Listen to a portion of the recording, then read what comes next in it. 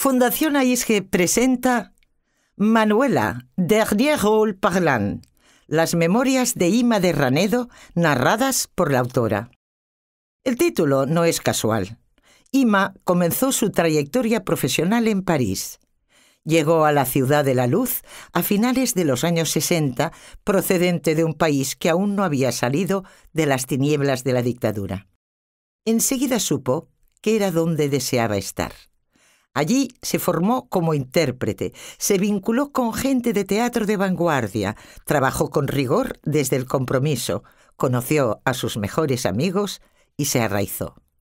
A día de hoy sigue estrechamente vinculada a Francia. Desde que, en su más tierna infancia, la varita mágica de unos titiriteros que hacían comedias por los pueblos de España le tocó la frente, supo qué quería y qué no quería, y luchó para hacer realidad sus sueños. No os perdáis Manuela, Dernier rôle parlant, la singular historia de una mujer luchadora y aventurera, de una creadora testaruda que ha escrito una nueva página del libro que año tras año escriben nuestros pequeños y grandes artistas. Manuela, Dernier rôle parlant. A modo de prólogo. La película ya está terminada, pero todavía nos falta encontrar dinero. ¿Cómo estás? ¿Has pensado en el encargo para Traffic, Genet en los Cárpatos? La nueva dirección de Traffic es POL 33 Rue Saint-André-des-Arts, París 5e. ¿Cuándo vienes? Dejo sitio para Howard y te abrazo. Jean-Claude. Jean-Claude Viet. Reina de mis sueños, mi partener preferida. Qué lástima que no estuviste con nosotros en la proyección del complejo de Jean-Claude, el mío en la película, no el suyo en la vida. ¿Cuándo vendrás a París? Tienes que darte prisa, antes de que me vaya para siempre a un mundo que dicen mejor que lo que vivimos ahora y que me parece una súper mierda. Un beso gigante de Howard. Howard Vernon.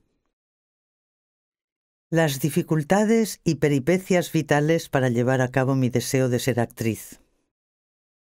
5 lobitos tenía la loba, 5 lobitos detrás de la escoba, 5 lavó, 5 peinó, y a los 5 se los comió.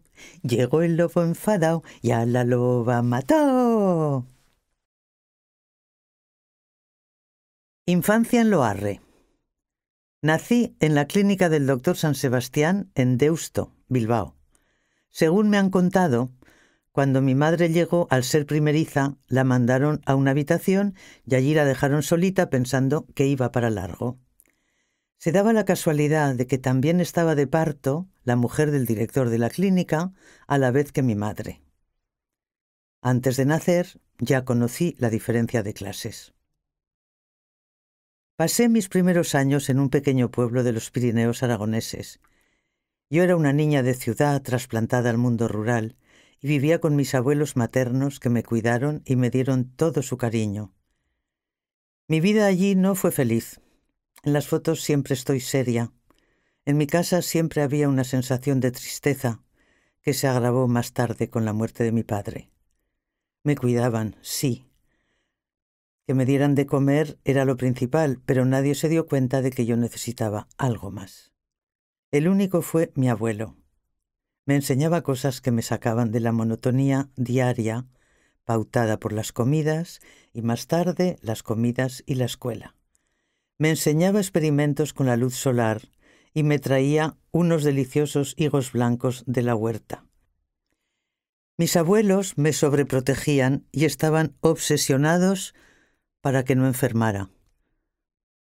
Pues en esa época la penicilina era difícil de conseguir. Me obligaban a dormir la siesta, pero yo lo que quería era leer. Me escondía cuentos entre las sábanas y leía casi sin luz para que no me pescaran. No conservo muchos recuerdos de estos primeros años. Mi vida era monótona hasta que murió mi padre. Se había alistado en la División Azul y volvió enfermo. Yo tenía 7 años y este hecho marcó mi vida. Me llevaron a Bilbao a visitar a mi padre ya moribundo. En aquellos años, ir desde un pueblo de Aragón hasta Bilbao en trenes de carbón suponía un viaje de horas y horas, que a una niña se le hacían insoportables. Mi madre guardó luto integral con velo incluido durante un año. En casa, ventanas cerradas y nada de música. Silencio y oscuridad.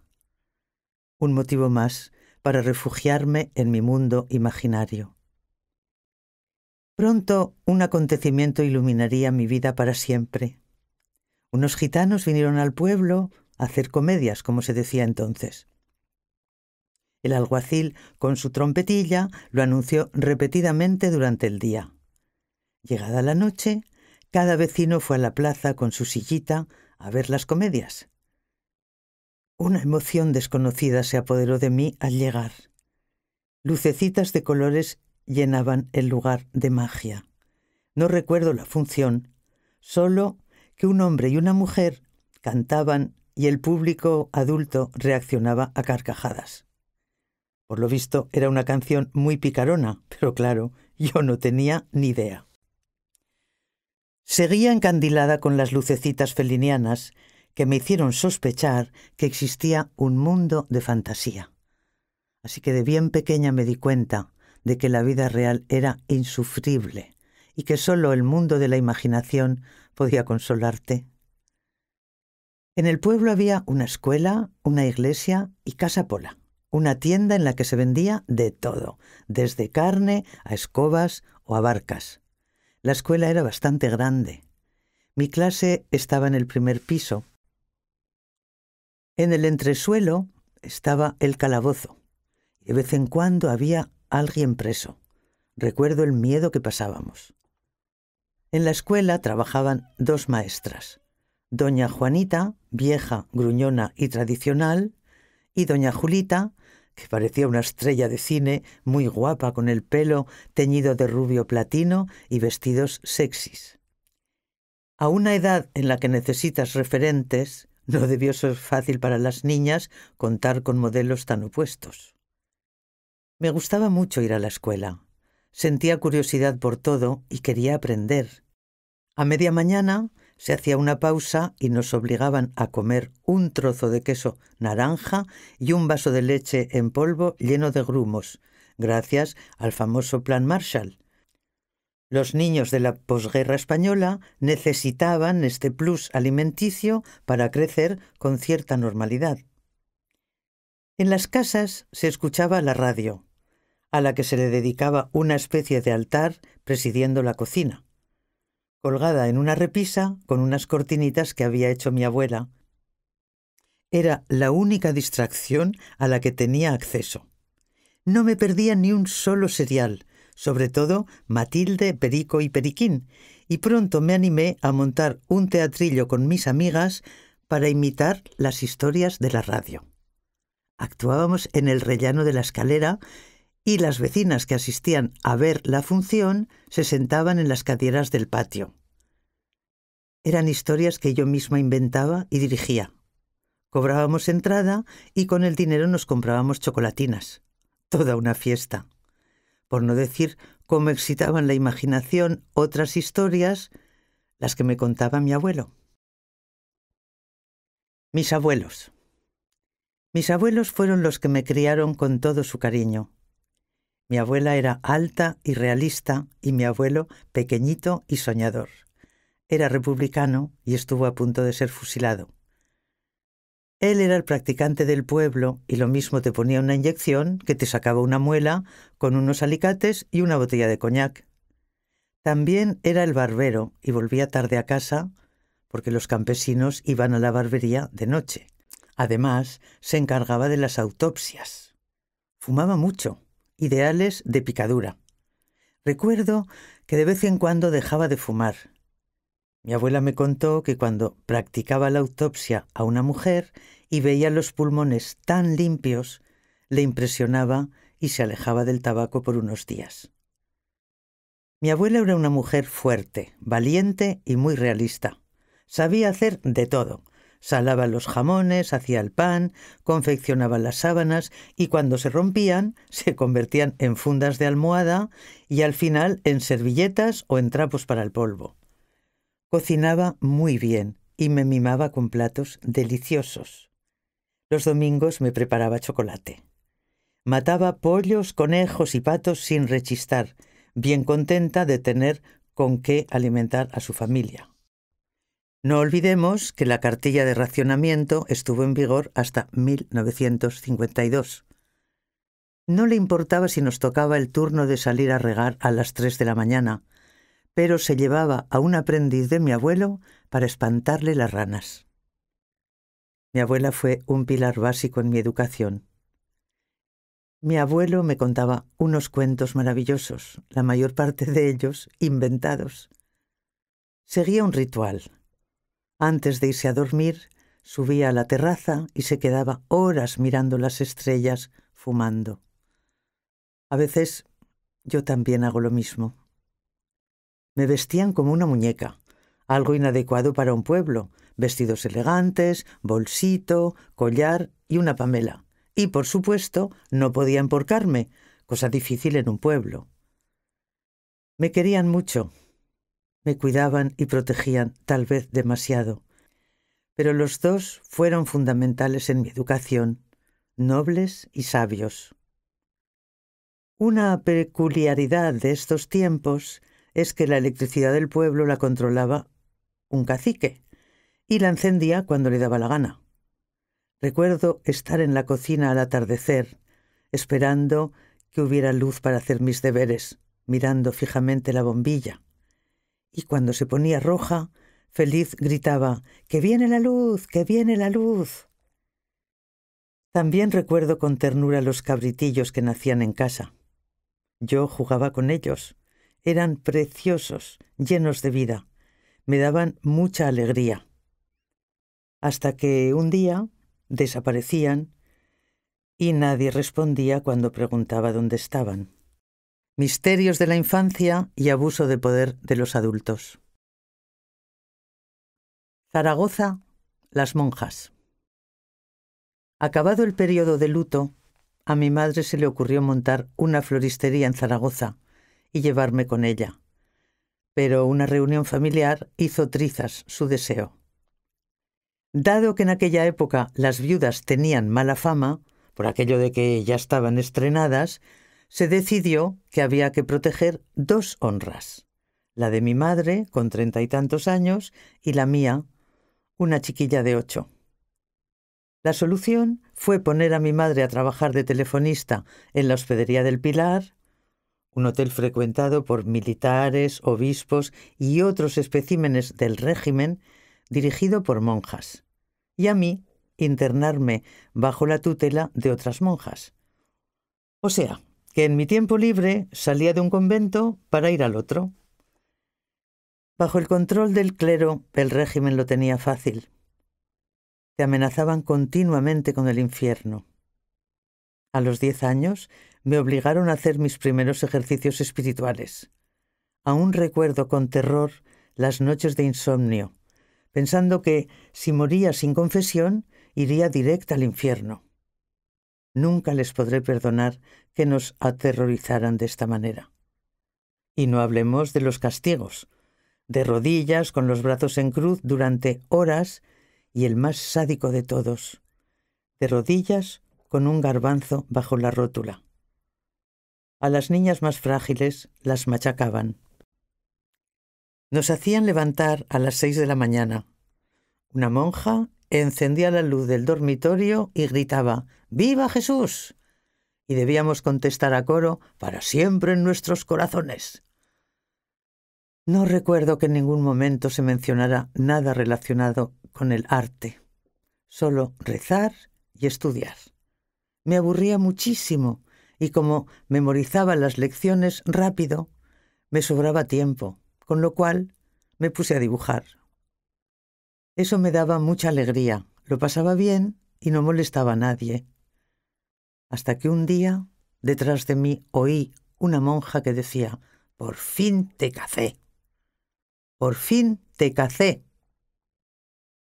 agarró mi cuaderno de dibujo y con un imperdible me lo colgó en la espalda para que las otras niñas se rieran de mí. Un castigo que duró una semana. No volví a dibujar nunca más.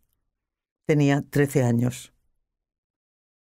Lo curioso es que a pesar de no haber visto nunca nada, cuando me preguntaban qué quería ser de mayor, sin dudarlo contestaba: actriz. Hubo que esperar muchos años antes de poder hacer mi sueño realidad. Seguí en el internado. Los domingos por la tarde nos ponían la serie Bonanza. Estábamos encantadas. La televisión era la única diversión relacionada con el mundo exterior. Lo malo es que nunca vimos un capítulo entero. En el momento en que salía una pareja besándose, hacia la mitad del capítulo más o menos, la monja que estaba controlando al lado de la tele la apagaba y fin del capítulo. Otra de las diversiones era ir andando hasta el Pilar a las 3 de la tarde del domingo, cuando no había ni un alma por la calle, a rezar el rosario y besar la columna de la Virgen que había traído directamente el apóstol Santiago desde el cielo. A mí siempre me pareció una guarrada. De tanto besuqueo se había hecho un hueco. En marzo se celebraba la fiesta de las monjas, la Encarnación. Cada año las mayores se encargaban de hacerles un regalo. El año que me tocó a mí, les regalamos el primer disco de los Beatles que acababa de salir. Recuerdo sus caras impasibles cuando escucharon la canción. No sé a quién se le ocurrió la idea. Los años iban pasando y empecé el bachillerato. Salíamos a examinarnos a un instituto. Era todo un acontecimiento, con muchos miedos, pero muy excitante. Recuerdo que una compañera trajo pétalos de rosa de Santa Rita disecados y había que tragarlos enteros para que nos trajeran suerte. Durante esos años, mi madre, para pagar mi colegio, trabajó de telefonista en la Hospedería del Pilar, un lugar extraño. Situado al lado de la basílica, era una especie de hotel regentado por monjas.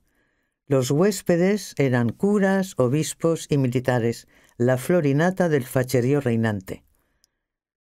Había una planta especial para residentes fijas, señoritas solteronas, hermanas de religiosos y de militares y viudas, todos de una moral intachable según el criterio del franquismo. Mi madre trabajó allí muchos años y se dejó los nervios. A eso había que añadir los egos enfermizos de la madre superiora, la madre general y el poder. Mi madre me contaba 1000 historias, como que cuando venía un obispo importante siempre había una de las dos que quería ser informada la primera, y mi pobre madre se llevaba la bronca. Eran unas mujeres amargadas y prepotentes que disfrutaban machacando a las empleadas. Las condiciones de trabajo eran peculiares. Contrato y nóminas todo en regla, pero vivían, comían allí y dormían en un dormitorio común, separadas por unas cortinas para dar un poco de privacidad. Mujeres adultas tratadas como niñas pequeñas, sin libertad ni intimidad. Entre las compañeras había de todo, buenas chicas y brujas como en cualquier sitio. Mi madre explicaba relatos truculentos, líos de faldas entre toda esa fauna de moral cristiana. Me habló de un obispo al que pillaron saliendo de su habitación con un maletín de donde sobresalía un deshabillé rosa. ¿De una pilingui o suyo? Siempre la hipocresía del clero y sus perversiones. Yo quería haber escrito aquellas historias, pero mamá decía que iríamos a la cárcel. Pensé en emborracharla con unas copitas de Baileys que le gustaba, pero era muy lista y no lo conseguí. De sus años de telefonista, aparte de los nervios deshechos, conservó la costumbre de llevar siempre unas manos perfectas, las uñas pintadas con esmero. Creo que fueron años muy difíciles para ella, que a pesar de todo era una mujer alegre y vital. Tenía una amiga estupenda, Lidia, con quien salía cuando les daban fiesta. A mi madre le gustaba la vida en la ciudad. Iban al Plata y al Oasis, una sala de fiestas muy elegante. Y cuando yo podía salir del internado, me llevaba al cine, a esas maravillosas sesiones dobles de la tarde del domingo. Recuerdo cuando me llevó a ver ¿Dónde vas, Alfonso XII? Y el mundo de la fantasía aparecía de nuevo. Vicente Parra era un galán famoso y a mí me parecía guapísimo.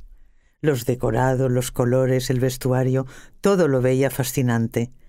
Eran momentos felices que compartíamos en ese mundo tan triste y represivo.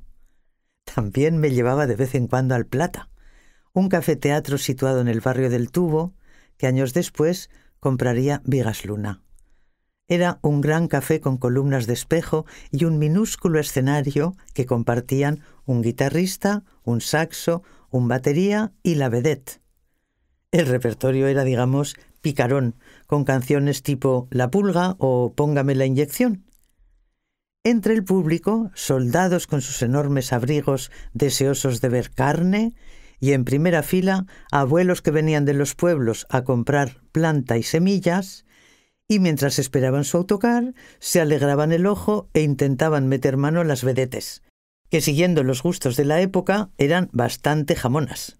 Recuerdo sobre todo una jamonísima, vestida únicamente con un mantón de Manila y cantándole una jota a la Virgen del Pilar. Sin saberlo, todas estas contradicciones iban alimentando mi mundo imaginario. Destino Huesca. Tenía 15 años cuando ocurrió un pequeño milagro. Mi madre se casó con un amor de adolescencia. Me sacaron del convento y nos fuimos a vivir a Huesca. Era la primera vez que vivía en familia como una persona normal. Mi madre siempre quiso ser maestra, así que, sin pedirme mi opinión, me obligaron a estudiar magisterio. Fueron años de represión y ajustes de cuentas. Las personas de izquierdas que habían sobrevivido fueron duramente castigadas. No se les dejaba trabajar. Eran los años amargos. La Iglesia ostentaba mucho poder y lo ejercía controlándolo todo, principalmente lo que ellos llamaban moral cristiana.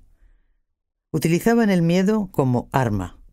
Miedo a ser denunciado, miedo a las represalias, miedo al infierno, miedo a todo.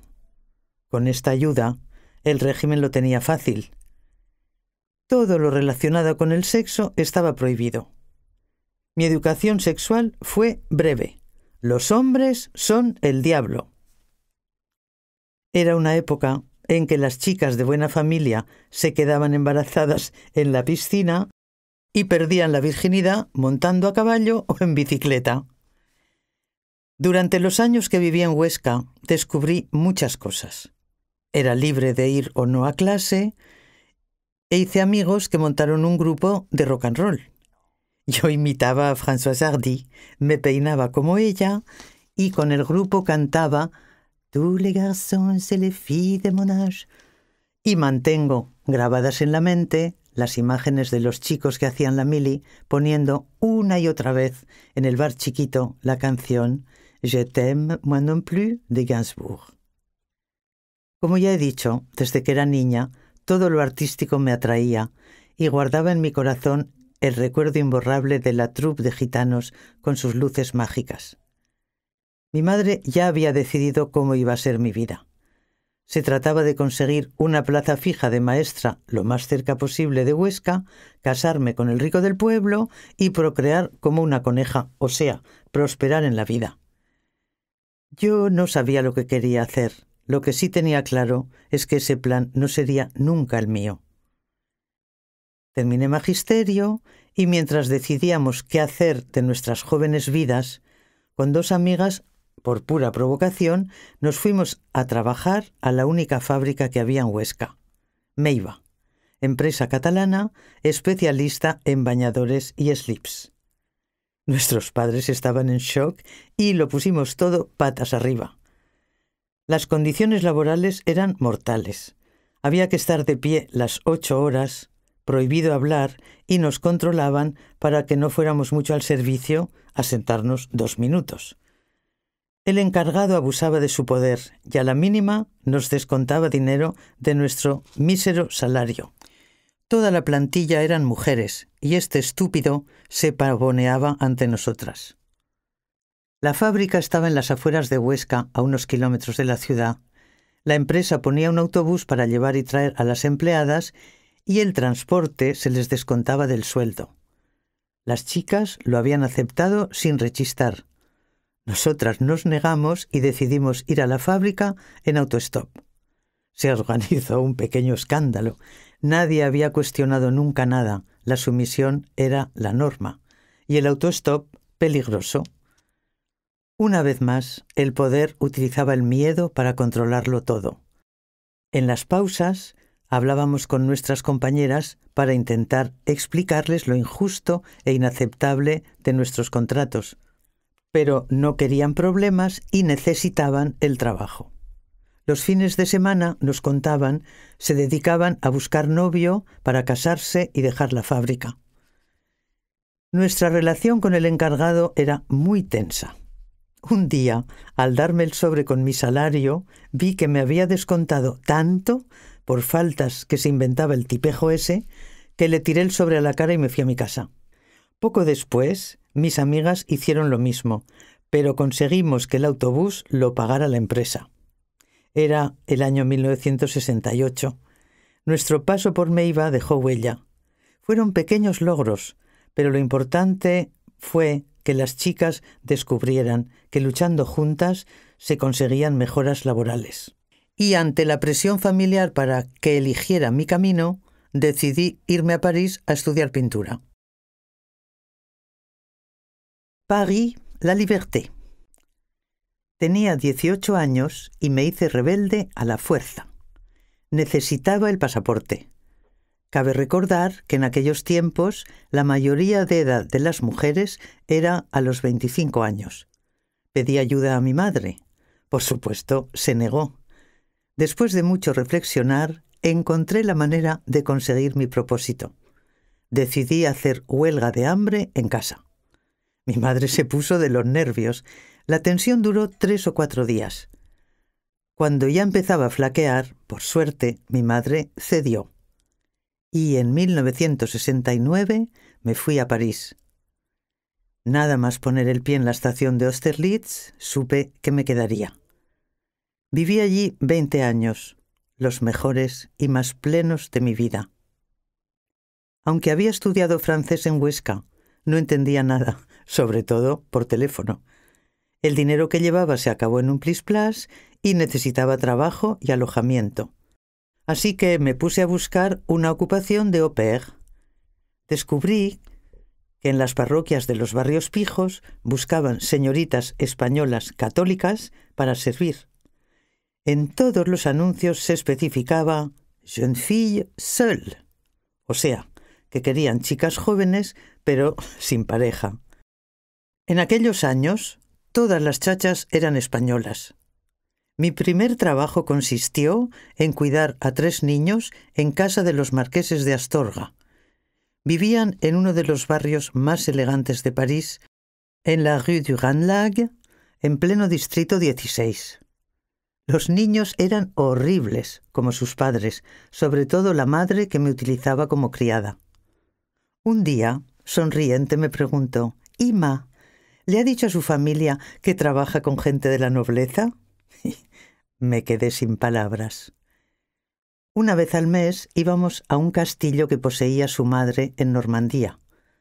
Organizaban una partida de caza con caballos y mi tarea se centraba en controlar a los niños que estaban histéricos. En la habitación contaba con cama de baldaquino, como en las películas. Madame la Comtesse me trataba con respeto, a diferencia de su hija. En la escalera principal podíamos contemplar los retratos de todos los antepasados. Cuando regresamos a París, abandoné a la marquise d'Astorga. Tuve que volver a la parroquia en busca de un nuevo trabajo, y esta vez encontré a un ser indescriptible, la Baronne de Moras. Una vez al mes organizaba una partida de bridge para sus amigos, un montón de viejas glorias de la aristocracia parisina. A mí me tocaba recibirlas con uniforme y recoger los abrigos de piel antes de entrar al salón. Después de observar cómo esas momias se retocaban en el espejo, yo me quedaba pendiente de la señal de la baronesa para anunciar la merienda. Sin saberlo, aprendí mi primera frase teatral: «Madame est servie». Todo era muy decadente, pero la baronesa era una mujer entrañable.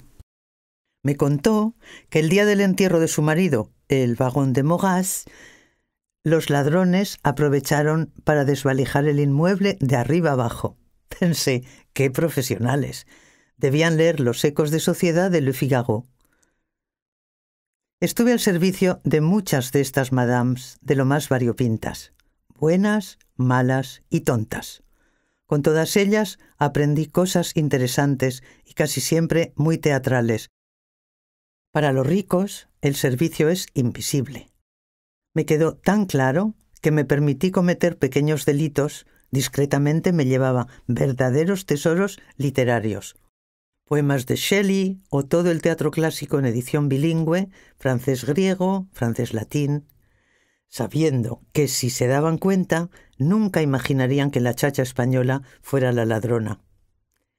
En una ocasión, en Navidad, la madame de la casa donde trabajaba se acercó muy solícita a darme el aguinaldo envuelto, hecho que agradecí sonriente, pero cuando lo desenvolví en mi habitación, me encontré con que era una camiseta usada y una pastilla de jabón.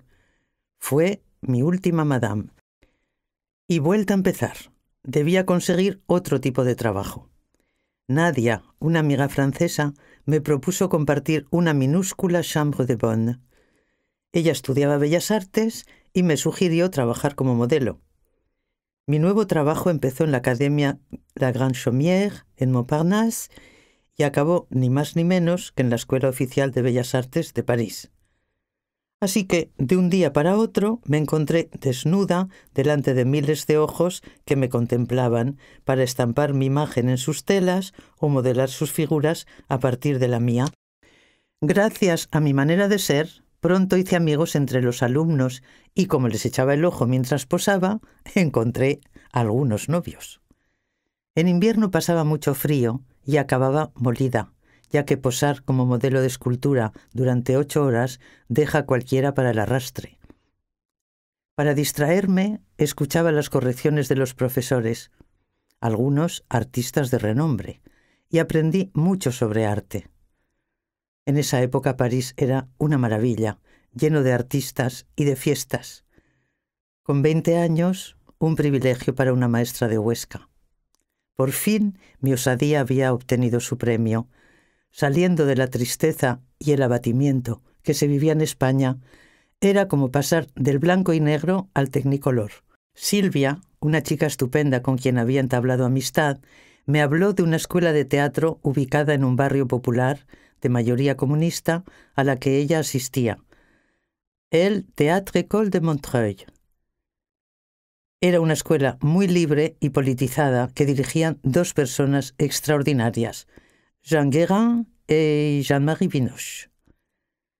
Se ofrecían talleres de teatro para niños y adultos del barrio. En el Théâtre École de Montreuil me impliqué ideológicamente. No olvidemos que era la década de los años 70. Aun siendo una escuela de teatro amateur, nunca nadie me enseñó a trabajar con tanto rigor y exigencia como allí. Al principio me apunté a clases de mimo, porque me daba vergüenza hablar francés en público. El profesor Julien Gabriel había sido alumno de Marcel Marceau. El mimo me gustaba, pero lo veía muy limitado y demasiado codificado. Al final del primer curso, Jean nos propuso participar en el espectáculo que estaban preparando sobre la obra de François Rabelais. Mi primer papel fue de oveja. Mi aprendizaje y primeras experiencias fueron con el teatro engagé. Después he conocido directores estrella que no me han aportado casi nada.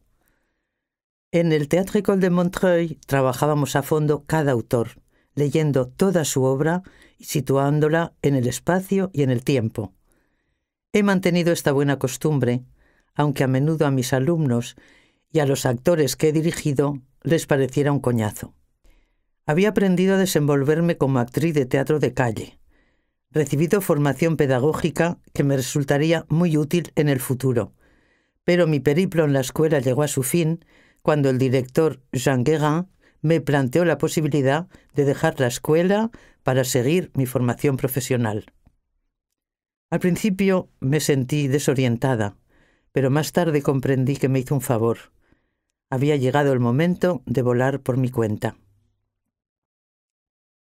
Continuaba con el trabajo de modelo en Bellas Artes y de vez en cuando colaboraba con la embajada dando clases de español.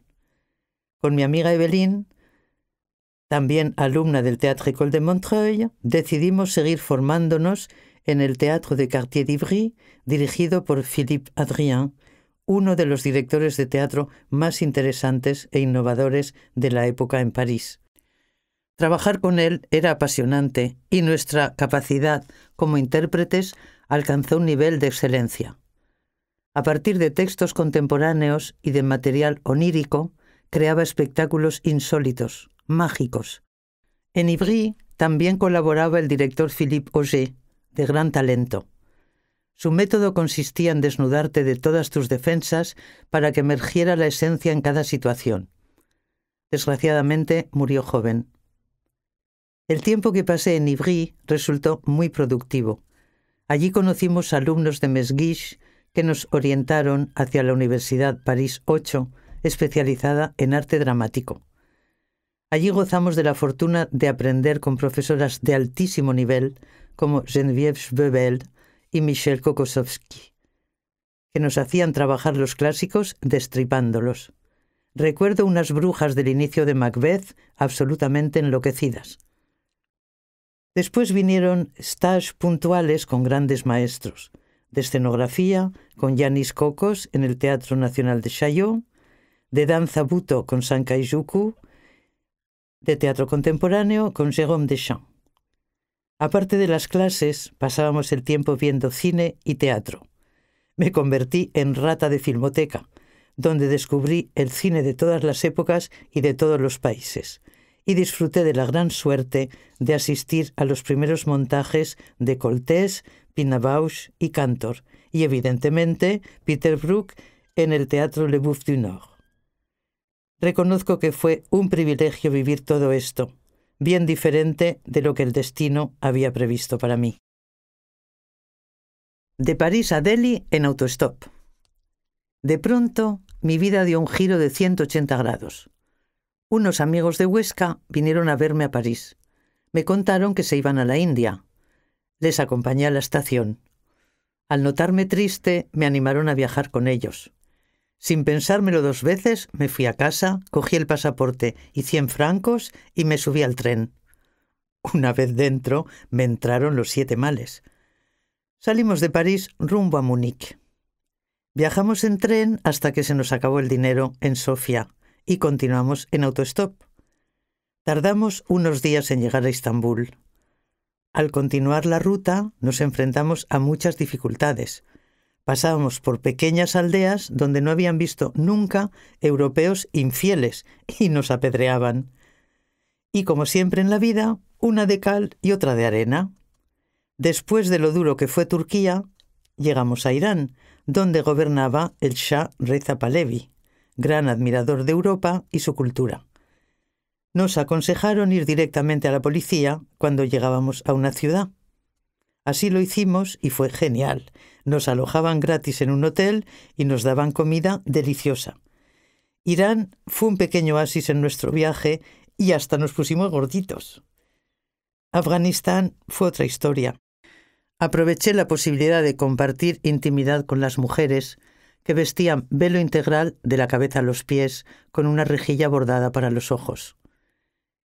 Llegados a Pakistán, pasamos un mes en Lahore esperando un giro que no llegaba nunca. Fue duro, sobre todo para mí, porque no podía ir sola al váter, ya que siempre salía alguien borracho que me quería meter mano. Cada noche venía algún señor con propuestas descabelladas a mis amigos para comprarme y a cambio pagarles el viaje hasta la India. Por suerte, no me vendieron. Nos divertíamos mucho con estas visitas. Era nuestra tele en directo. Tardamos casi un año en llegar a la India. Nos alojábamos en monasterios budistas o sikh como auténticos hippies. Durante el viaje conocimos al grupo Bread and Puppet. Al cabo de un tiempo en Delhi, nos metieron en la cárcel por mendigar. Fuimos repatriados a través de la embajada y cuando llegamos a España nos retiraron el pasaporte. El choque Delhi-Huesca fue tremendo y como no podía salir de España, decidí irme a Ibiza a cuidar cabras. En Ibiza me dediqué a hacer de hippie al 100% y vendía las joyas que uno de mis amigos fabricaba. Por las noches, vestida de hippie, recorría los sitios turísticos de la ciudad con las joyas. Vivía en una casa payesa preciosa que compartía con 3 personas a tan solo 5 minutos de una cala. Una cosa divertida es que nos alquilaban para las fiestas como decorado auténtico. Las fiestas que dábamos nosotros eran increíbles. Recuerdo una vez con luna llena en que todos bajamos a la playa con tambores, flautas y todo tipo de instrumentos. Noches inolvidables. Fue una gran suerte que todavía no existiera el SIDA. En cuanto pude recuperar el pasaporte, regresé a París. París 2. Durante esta segunda etapa trabajé en Radio France. Se emitían obras de teatro de todo tipo, historias para niños, documentales. Allí trabajábamos muchos actores y actrices. Yo cubría siempre los papeles de extranjera, pero compartí reparto con grandes intérpretes de los que aprendí muchísimo, como la gran Germaine Montero. Me fascinaba sobre todo el trabajo de los bruiteurs. Así es como llamaban los franceses a los que creaban los efectos sonoros especiales. Solo verlos llegar con sus carritos llenos de cachivaches ya era todo un espectáculo. Eran fantásticos. Recrear el sonido del riego de una hoja de geranio con cintas de cassette deshechas y que suene perfecto es digno de un Oscar. Los realizadores me iban conociendo y ya me solicitaban directamente. Claudine Belgrand era la persona que se ocupaba de elegir a los actores y Didier Lagarde, ayudante de dirección, un ser extraordinario que me ayudó mucho y se convirtió en un amigo. Un día recibí la llamada de Catherine Lemire, una reputada directora. Me quedé de piedra. France Culture preparaba la integral de Octavio Paz, un gran espectáculo para el Festival de Aviñón que requería una actriz bilingüe. El papel le habían ofrecido a la gran María Casares, que declinó la invitación. Recayó en mí la inmensa responsabilidad de sustituirla. De vez en cuando, nuestra ajetreada vida nos brinda regalos maravillosos. Una semana entera en el Inn de Aviñón, trabajando con actores de la Comédie Française y con Octavio Paz, generoso y cercano, que cada noche al final del espectáculo leía uno de sus textos, fue un lujo extraordinario. Una anécdota simpática es que Octavio Paz, en la verbena del 14 de julio, me propuso utilizarlo a él de cebo para mis ligues. Recuerdos imborrables. De vuelta a París, con un pequeño grupo montamos una obra a partir de textos de Racine en el Théâtre de la Talente. Yo representaba el papel de Andrómaca y era mi primera incursión en el verso alejandrino francés. Tenía muy claro que no se trataba de imitar ni la dicción ni la forma de trabajar el verso de los actores franceses. Decidí aprovechar el hecho de que el personaje de Andrómaca era extranjero en su tierra para diferenciar mi dicción. La obra fue un éxito y el público me regaló cosas muy bonitas sobre mi actuación. En Francia había una oficina del paro especial para artistas y técnicos del espectáculo. Pasaba regularmente a dar una ojeada, ya que había siempre anuncios de audiciones y castings variados. Para actores en paro también organizaban presentaciones de escenas que podían visionar agentes profesionales. Fue la época en que descubrí el Lexatin para calmar los nervios. El ambiente era muy bueno entre los actores. No existía la competencia. Todos nos ayudábamos y allí hice bastantes amigos. Compartíamos información. Un día encontré un anuncio interesante. La cantante portuguesa Linda de Souza, cuyo espectáculo La valise en cartón era un gran éxito, buscaba una actriz que pudiera cantar y bailar. Aunque no era mi estilo, me armé de valor y me presenté a las pruebas. Le tuve que echar mucho morro. En el escenario había un músico para acompañarme que me preguntó en qué octava cantaba. Casi me da un soponcio, pero al oírle teclear las primeras notas, respondí sin dudar: «Ça, c'est parfait». Todas las chicas que se presentaban llevaban su partitura. Conseguí pasar las 2 primeras pruebas, pero no fui seleccionada. Ahora demos un salto en el tiempo. Ya vivía en París, pero volví a Huesca por Navidad. Aquel año 1973, el día 20 de diciembre, la banda ETA se cargó a Carrero Blanco, el primer astronauta español. Yo viajaba esa noche en autobús en los terribles Eurolines París-Zaragoza de la época, que tardaban miles de horas. Un calvario. Llegamos a la frontera de madrugada y estaba todo lleno de policías. Nos hicieron bajar a todos a la calle con nuestros bultos y maletones y ponernos en fila para cachearnos. Hacía un frío del carajo. Yo tenía todos los números para parecer sospechosa, maestra y vasca, perfil perfecto de una etarra camuflada. Afortunadamente, aparte del frío, no pasó nada. Mientras tanto, el aduanero, bien calentito en su garita, estaba leyendo un tebeo de Jaimito. Poco después me contrataron para un pequeño papel en una película protagonizada por Stéphane Audran, entonces ya muy famosa. Yo representaba su chacha española. Fue mi primera experiencia en el cine. En el organigrama de producción, mi personaje constaba como Manuela, último papel con frase.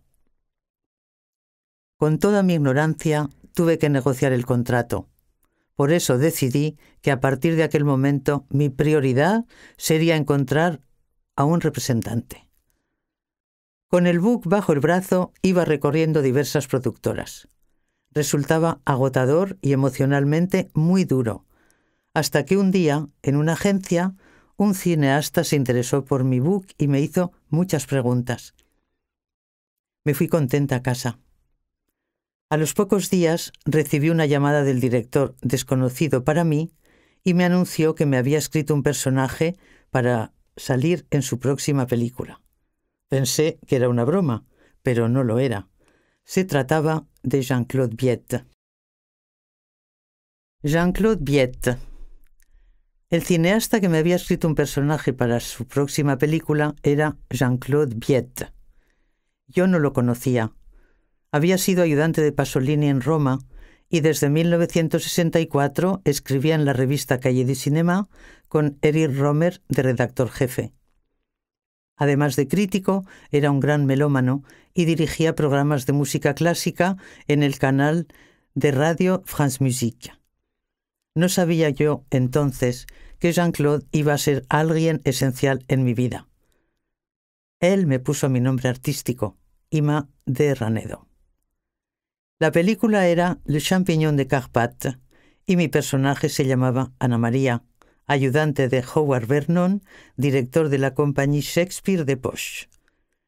Como no había ningún tipo de subvención, todos, técnicos, actores, directores de arte, todos trabajamos sin cobrar, entregados con pasión al proyecto de Jean-Claude. Rodamos los fines de semana durante casi un año. A veces el récord de maquillaje era sorprendente. Y no hablemos de los récords de vestuario. Me acuerdo de grabar una escena en pleno invierno, continuidad de una secuencia rodada en verano, con un vestidito ligero. Entre toma y toma me envolvían con mantas para evitar que muriera de frío o se viera el castañetear de los dientes. Mi personaje era interesante y tener a mi lado a un actor como Howard Vernon fue un gran privilegio. Había vivido unos años en Andalucía, rodando películas de serie B con Jess Franco y compartiendo juergas y amantes con Ava Gardner. Le encantaba contar chistes en español entre las tomas. Yo sufría porque necesitaba concentrarme. Él no. Paraba el chiste cuando decían acción y nada más oír corten, lo retomaba. Fue un gran placer y un gran honor que Howard fuera mi partener, gran persona con quien me unió una gran amistad hasta que se fue al otro mundo. En el reparto estaba también la impresionante Laura Beatty. Las escenas entre los dos eran impactantes de fuerza y talento. El rodaje fue una experiencia maravillosa. Jean-Claude amaba a los actores y era enormemente generoso. Todo lo hacía a favor del actor, cuidando y protegiendo a la persona. Le Champignon fue el principio de mi colaboración con Viette, que era fiel a sus actores. Participé en 4 de sus películas, siempre con personajes escritos para mí. También fue el principio de una gran amistad. Un privilegio. Viette era una persona extremadamente delicada y sensible. Después de esta inolvidable aventura, volví a Barcelona, donde alterné el trabajo de actriz y directora. También alternaba mis estancias en París y Barcelona. Chasse Gardée fue mi segunda película con Jean-Claude. Interpretaba un personaje precioso, una actriz de teatro, y como partenaire, entre otros, el actor alemán Rüdiger Vogler, actor fetiche de Wim Wenders. Estaba entusiasmada y súper nerviosa. Yo lo admiraba muchísimo y esperaba impaciente el momento del rodaje. La víspera, supongo que de tanta tensión, sufrí mi primer lumbago y Rüdiger cogió un resfriado de campeonato. Así que, una vez más, todo fue muy diferente a lo imaginado. Pero lo disfruté muchísimo, como siempre que rodaba con Jean-Claude. Volví a Barcelona y seguimos en contacto llamándonos a menudo. Un par de años después, me pilló ocupada con mi próxima película en Barcelona, me propuso una pequeña colaboración, Le Complexe de Toulon, donde volví a trabajar con mi querido Howard como partener. Siempre tenía miles de historias para contar. Su vida había sido intensa y extensa. Salíamos a menudo a comer los 3, Jean-Claude, Howard y yo. Inolvidables momentos que nos dejaban a Jean-Claude y a mí exhaustos pero felices. En 2003, Jean-Claude me escribió otro personaje precioso para su nueva película, Saltimbanque, donde representaba a una directora de teatro clásico francés especializada en el verso alejandrino, Ana María Toldrá, pequeño homenaje a Toldrá que él amaba y un guiño al hecho de ser yo española y especialista en el verso francés.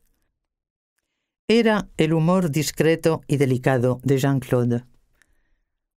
Howard se había ido al cielo y yo retomaba su rol en el universo de Viette. Un honor y una gran responsabilidad.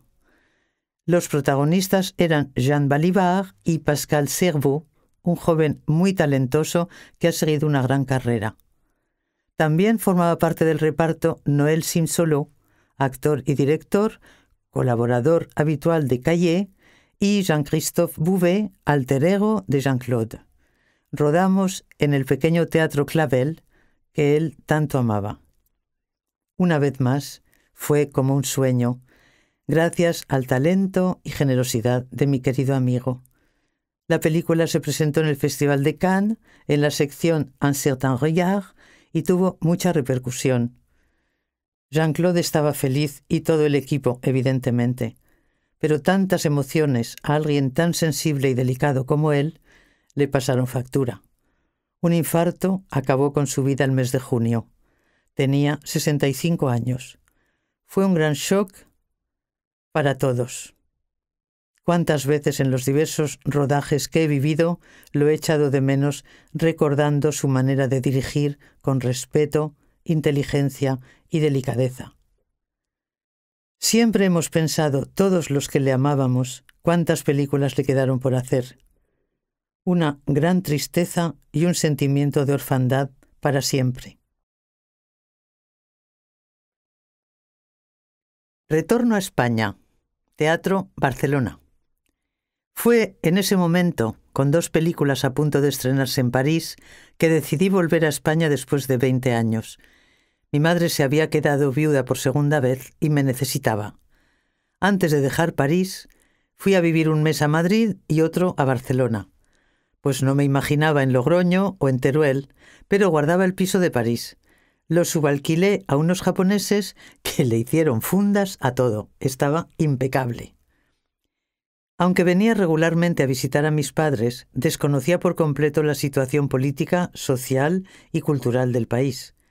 Madrid por aquellos años no ofrecía demasiado culturalmente. Siempre me gusta mirar la programación teatral de cada lugar y así me hago una idea de cómo respira la ciudad. La cartelera madrileña anunciaba «Mi mujer me engaña con el vecino del quinto» y cosas así, puro entretenimiento casposo y anticuado. En Barcelona, sin embargo, descubrí el Teatre Lliure, donde programaban a Brecht, a Carl Valentín. La diferencia de nivel cultural y el mar me decidieron a instalarme en Barcelona, aunque en esta ciudad solo conocía a una persona, una compañera de teatro francesa, así que, una vez más, nada era fácil y debía tirar para adelante. En París había colaborado con un director de teatro interesantísimo, Robert Gigonès, traduciendo textos de Max Aub para un espectáculo, y él me facilitó los contactos en Barcelona de Ricard Salvat, Joan Uller y Jordi Mesalles, y empezó una nueva etapa profesional y personal para mí. Me fui a presentar a los principales teatros y a la Asociación d'Actors. Me puse en contacto con Joan Uller y Jordi Mesalles, que me acogieron muy amablemente, pero me informaron que, al no hablar catalán, lo tenía difícil para trabajar de actriz. Al ver mi currículum me propusieron dar clases de interpretación en el Col·legi del Teatre, que entonces estaba detrás de la catedral en una callejuela estrecha. Estuve 2 o 3 años de profesora y disfruté muchísimo. Me gusta dar clases. Conseguí reunir un grupito y nos pusimos a trabajar. Echaba de menos el poder actuar y ante la imposibilidad de hacerlo, decidí ponerme a dirigir. Siendo el teatro francés y el teatro alemán lo que mejor conocía, elegí obras de autores que yo admiraba, como Otto Strauss y Peter Handke, entre otros. Empecé a sentir la necesidad de dirigir un espectáculo y me incliné por una obra de Jean Genet, Estricta Vigilancia, utilizando la última versión que realizó el autor y que yo traduje. Al ser una ilustre desconocida, no tenía ninguna posibilidad de trabajar con actores profesionales, así que seleccioné a 4 estudiantes de una escuela de teatro y los formé en mi método de trabajo durante 4 meses. Fue intenso y apasionante, aunque nada fácil. Mi estilo de trabajar les sorprendía, pero con amor y dedicación conseguimos un montaje listo para estrenar. Sin contar con la opción de estrenar en una sala comme il faut, y pensando que Genet había pasado un tiempo en Barcelona ejerciendo de ladrón, decidí rendirle un pequeño homenaje a mi manera y estrenar en la Prisión Modelo. No fue muy difícil conseguir mi objetivo. Unas cuantas reuniones con el director y los educadores y pude estrenar la obra en la cárcel. Fue una experiencia inolvidable de principio a fin. Atravesar el patio de la Modelo fue impactante. Unos internos nos ayudaron a preparar la escenografía. Durante la representación, los presos interpelaban y contestaban a los personajes. Ofrecimos muchas representaciones del montaje, pero creo que nadie entendió como ellos la obra de Genet, cada frase. Uno de los actores había invitado al estreno a Ricard Salvat y a Pere Dausà, que se quedaron impactados. Mi montaje era muy violento. Ricard escribió un maravilloso artículo en la revista Entre Acta. Uno de los internos se encargó de la fotografía y me regaló unas preciosas fotos en blanco y negro. Era colombiano y cumplía una larga condena por tráfico de drogas, pero aprovechó su tiempo para aprender fotografía. Poco después, tuve la gran suerte de conocer a Andreu Solsona, que nos propuso ensayar en el centro cívico que él dirigía en Ciudad Meridiana. Su inteligencia y generosidad fueron un regalo de la vida. Gracias a él y a su formidable política cultural, vi por primera vez a Carlos Santos y a Maite Martín. Como el teatro era enorme y mi montaje intimista, representamos la función en el escenario con el público alrededor a cortina cerrada. Creo que fue la mejor representación. De allí fuimos a la Fira de Tàrrega. Como éramos desconocidos, nos programaron para actuar a las 4 de la madrugada. Y a pesar de ser una hora tan intempestiva, vino mucha gente, hasta el punto que para la función del día siguiente se formó cola en la calle. Los directores de la Sala Tantarantana vieron el montaje y nos propusieron incluirnos en la programación. Al estreno vino toda la prensa y Joan Anton Benach escribió una crítica de lo más elogiosa. El montaje funcionó muy bien y se le preveía recorrido, pero uno de los actores decidió abandonar. Fue muy difícil para mí y me costó superarlo. Afortunadamente, poco después me contactó un director francés que buscaba una actriz bilingüe para su próximo espectáculo en Aviñón, y contenta y feliz me fui al sur de Francia 2 meses para ensayar.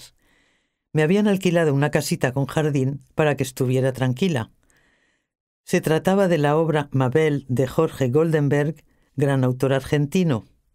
Un monólogo en el que la actriz debe asumir 7 personajes y permanecer 1h30 sin salir de escena. Para ayudarme a memorizar, durante los ensayos tuve a 2 ángeles, objetores de conciencia, que me hicieron la vida más fácil. Esto generó una gran amistad que perdura hasta ahora. En Aviñón estrenamos en una sala estupenda, una antigua capilla. Vino el autor y todo funcionó de maravilla. Disfruté muchísimo de estar tantos días actuando en Aviñón. Después nos propusieron ir a Varsovia con la obra y en 3 días debíamos dar la función alternando la versión francesa y la versión española. Esto significó un esfuerzo extraordinario para la mente que quise conocer. Todo un reto, pero no sé si repetiría. Después de esta formidable aventura, volví a Barcelona, donde seguí alternando el trabajo de actriz y de directora, entre París y Barcelona. Con la Asociació d'Actors formé parte de un jurado para un concurso de obras de teatro, y una de ellas me impactó. Era Euskadi Crema. La obra no ganó, pero me puse en contacto con el autor Aleix Puiggalí y decidimos rescatarla. Me pareció muy valiente plantear una historia de amor entre un policía y un etarra en pleno auge de ETA. Estrenamos en el Tantarantana y fue una interesante experiencia. La anécdota es que al final de la obra se producía un disparo repentino y una señora del público que estaba embarazada, del susto, estuvo a punto de parir en el teatro. A partir de aquel día, al entrar el público, si había alguna embarazada, discretamente se lo decía. La obra funcionó muy bien.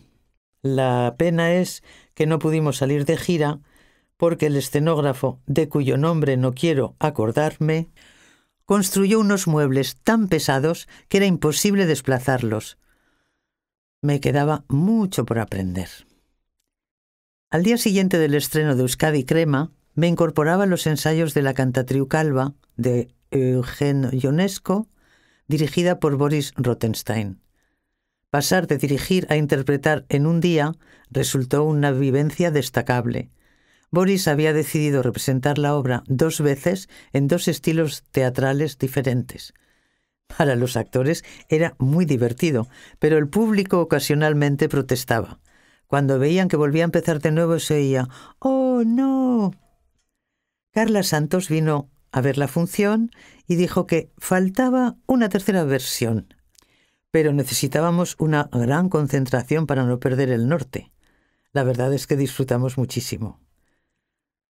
Curiosamente, con estricta vigilancia fuimos a Sibiu, en Rumanía, a un festival de teatro, y el día que debíamos actuar murió Ionesco. Poco después, Ricard Salvat, con quien mantenía una estrecha relación y a quien admiraba profundamente, me propuso dirigir para el AIET, Asociació d'Investigació i Experimentació Teatral, una obra de la autora americana Susan Yankovic sobre la afasia. Desconocía por completo esta afección, así que contacté con el Hospital de Sant Pau. La afasia es un trastorno muy difícil para los enfermos y su entorno. Tuvimos la suerte de que el equipo médico fue muy generoso y nos permitió asistir a las sesiones de rehabilitación y hablar con profesionales y pacientes. Siempre me ha dado mucho respeto tratar enfermedades en un escenario y nunca me atrevería a hacerlo sin adquirir un mínimo de conocimientos, por deferencia a las personas que las sufren y sus familias. Estrenamos en la sala Artembrut y puse un televisor en el vestíbulo que explicaba en circuito cerrado los síntomas de esta cruel dolencia. Hubo personas que al ver la función descubrieron que alguien de su entorno padecía de afasia. Estos afectados, debido a un accidente vascular, pierden la capacidad de comunicar. Las palabras están en su mente, pero desordenadas. Es muy duro. Siempre me ha interesado tratar temas que incluyan un componente social. Gracias, una vez más, a mi gran maestro Jean Guérin. Poco después, cayó en mis manos una obra maravillosa de Xavier Duranger, La Nuit à l'envers. La traducción la realizó mi querida amiga Rosa Victoria Gras, mujer de gran talento. Como actores contaba con Uriol Genís, extraordinario como siempre, y Oriana Bonet, perfecta para el personaje de Lola. En el reparto teníamos también a Baleno, un pez que formaba parte de la historia. Elegí un pececito rojo con unas alas preciosas. El Teatro Versus se encargó de la producción. Para la rueda de prensa utilizamos la cama de la escenografía para representar un remake de John Lennon y Yoko Ono.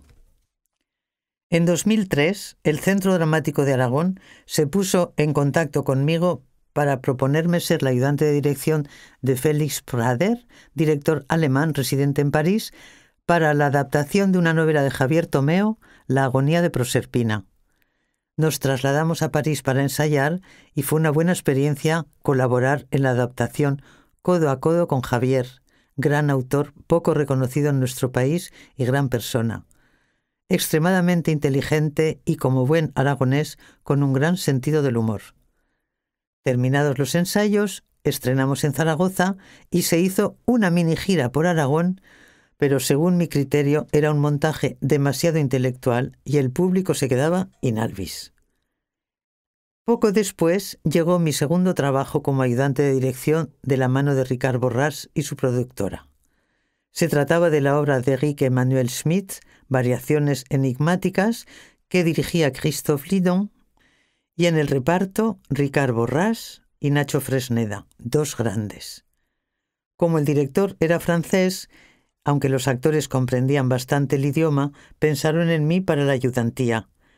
Los directores franceses suelen hablar mucho y dar muchas indicaciones a los actores. Era indispensable alguien del oficio perfectamente bilingüe. Dado que en ese momento Nacho se dedicaba a la televisión en Madrid, se desplazó todo el equipo y los ensayos se desarrollaron en el Teatro Español. Todo un lujo. Disfrutamos de los ensayos, del aprendizaje y de la ciudad. Al concluir los ensayos, volvimos a Barcelona para estrenar en la Sala Villarroel. Variaciones enigmáticas es una obra muy especial, centrada en la música y los recuerdos. Pero debido a los compromisos de los actores y del director, no hubo gira. Una lástima. Era un gran montaje y aprendí muchísimo. Christophe Lidon, hoy en día, es una estrella en el teatro parisino. Último capítulo, por ahora. En París había descubierto a una poetisa rusa, Isabelle Eberhard, con una vida fascinante, y preparé un montaje de pequeñísimo formato. Isabelle Eberhard nació en 1877 de madre aristócrata rusa. Con 20 años se fue a Argelia, se convirtió al Islam, se vistió de hombre, fumaba kif y hablaba árabe. En Argel frecuentaba burdeles, expresidiarios y prostitutas, aunque por otra parte se reunía con intelectuales para discutir sobre el Corán y fumar kif. No dejó de pintar y escribir. Se casó con un oficial árabe. Murió ahogada por una riada que inundó el pueblo donde vivía. Tenía 27 años. Entre sus obras destacan Au pays des sables, Amour nomade y Écrit sur le sable. El espectáculo se titulaba Requiem por Isabel E. En escena, 2 personajes, la narradora, mujer sin edad, y la poetisa, joven. La escenografía, solo lo esencial, una cortina de terciopelo azul y unos limones. En el proscenio, velitas con olor a mandarina y música clásica árabe. Tuve la suerte de encontrar una actriz, Jonay Fuentes, joven y fresca, con talento, que comprendió perfectamente el personaje. En el Teatro Malik presentamos una hermosa función con velas. Los espectadores salían encantados, pero la venta y promoción no son mi fuerte, así que no se pudo ver mucho. Como había pocas propuestas interesantes de teatro, preparé otro espectáculo a partir de un cuento de Oscar Wilde, El aniversario de la infanta, una preciosa y trágica historia que yo quería realizar con actores y marionetas. El trabajo de dramaturgia fue arduo, pero como siempre le puse todo mi corazón y energía. Una vez más me encontraba sola para mover una montaña y el proyecto nunca llegó a ver la luz de los escenarios. Entre medio impartía clases de interpretación. Fui profesora en diversas escuelas de teatro en Barcelona y más tarde en escuelas de cine. Lo alternaba con alguna serie, películas, publicidad y viajes a Francia. La fotografía y el cine me interpelaban cada vez más. Arles se convirtió en mi lugar de peregrinación durante varios años. Seguro que me olvido cosas. Recuerdo el western que rodé en Almería haciendo de mexicana. Mi papel era pequeño, pero la producción americana estaba montada a lo bestia. Era gigantesca. Rodaban 2 westerns a la vez e invertían medios impresionantes. Las estrellas eran Joaquín de Almeida y Emilio Estevez. El pueblo mexicano lo representaban los gitanos de Almería, que acumulaban mucha experiencia en rodajes. Como anécdota inolvidable, el director Gene Quintano se empecinó en que uno de los figurantes, un señor muy mayor, dijera una frase en inglés. Era misión imposible, pero el director no quería admitirlo. Cada toma era más hilarante. El señor decía lo que podía, pero fue imposible.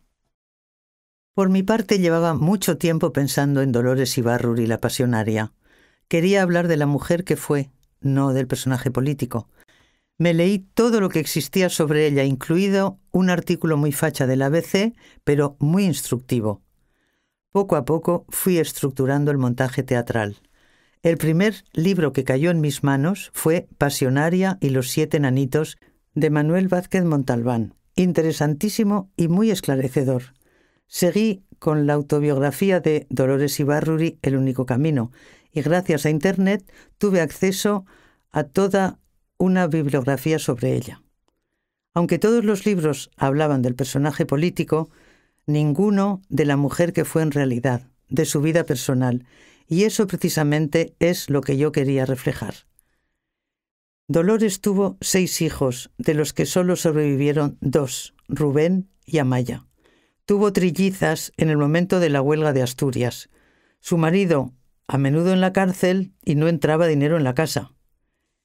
2 años de preparación y poco a poco pude enfrentarme a la dramaturgia.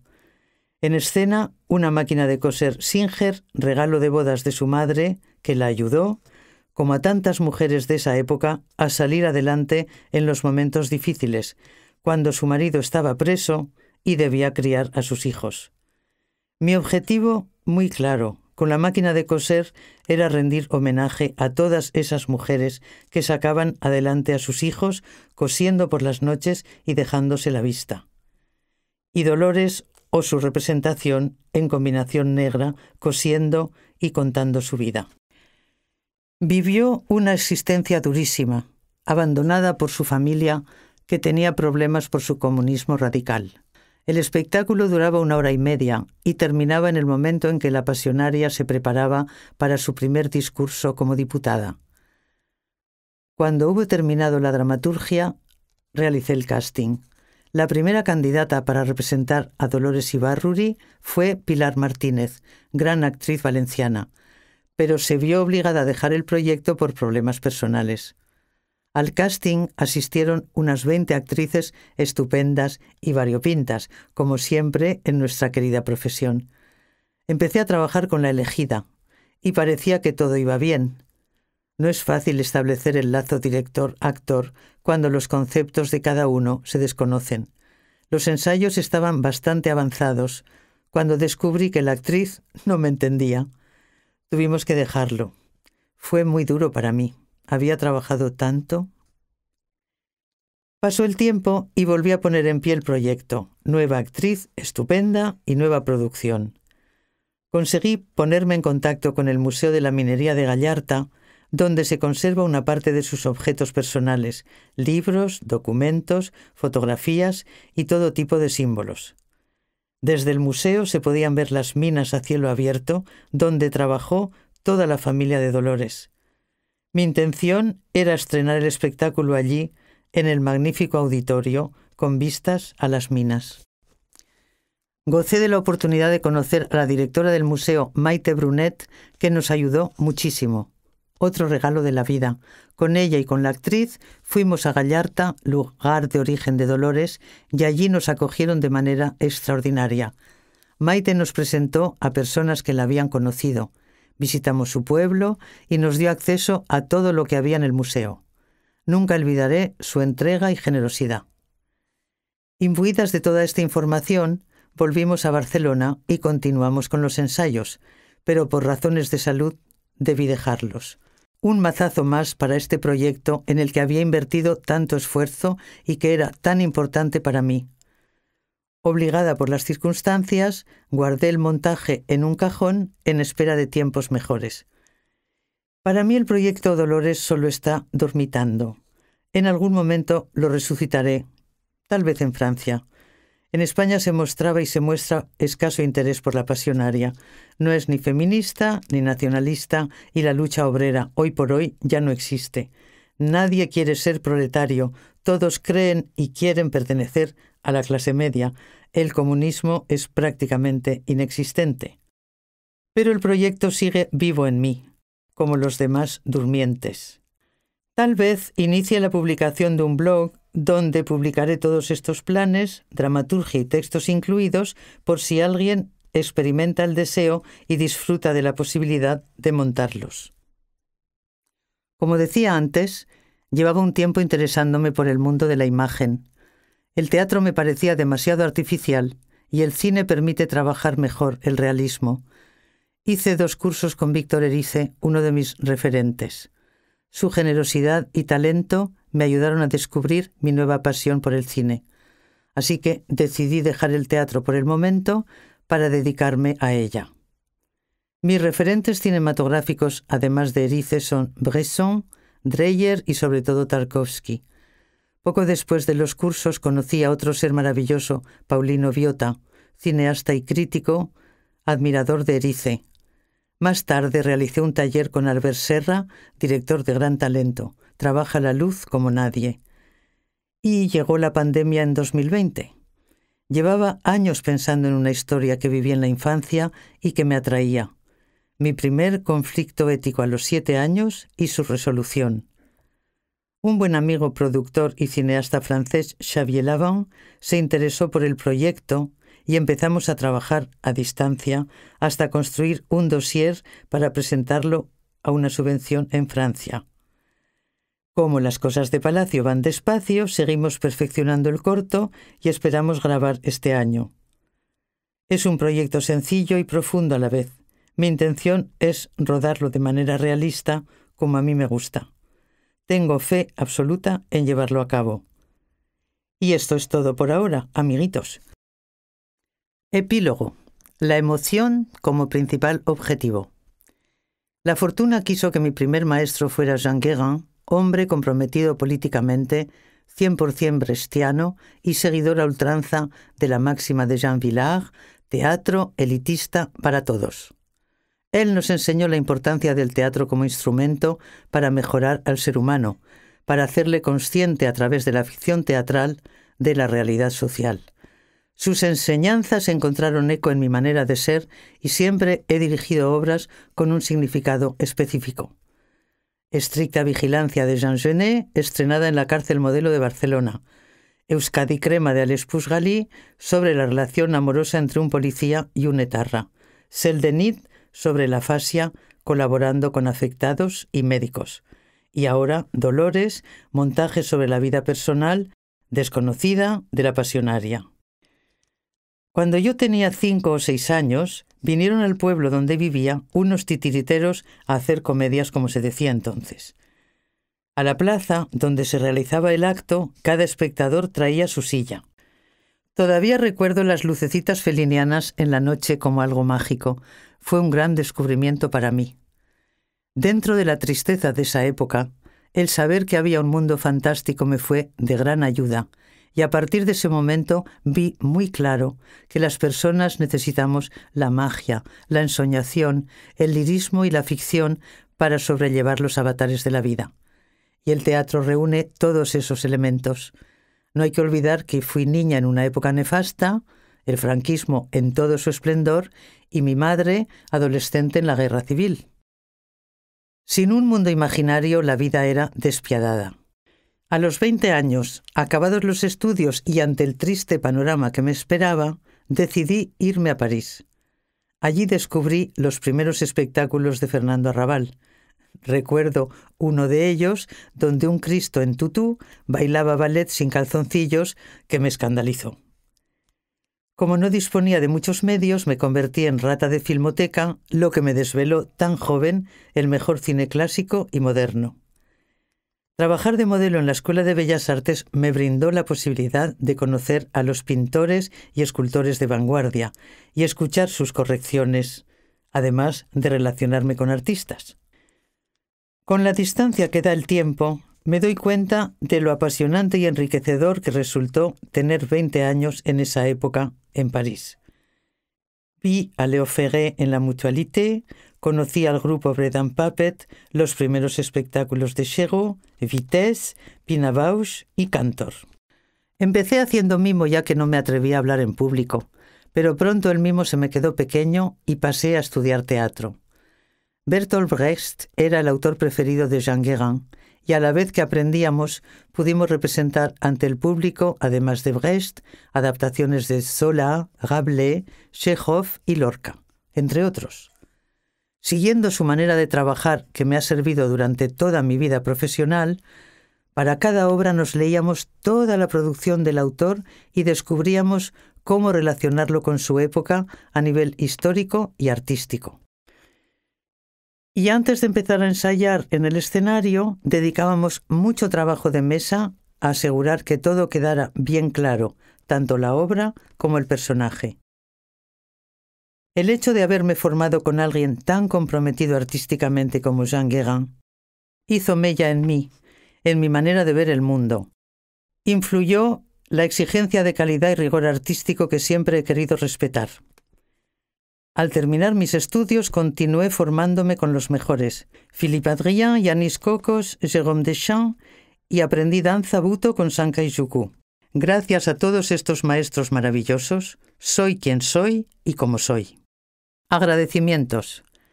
Quiero dar las gracias a ISGE por brindarme la oportunidad de escribir estas memorias.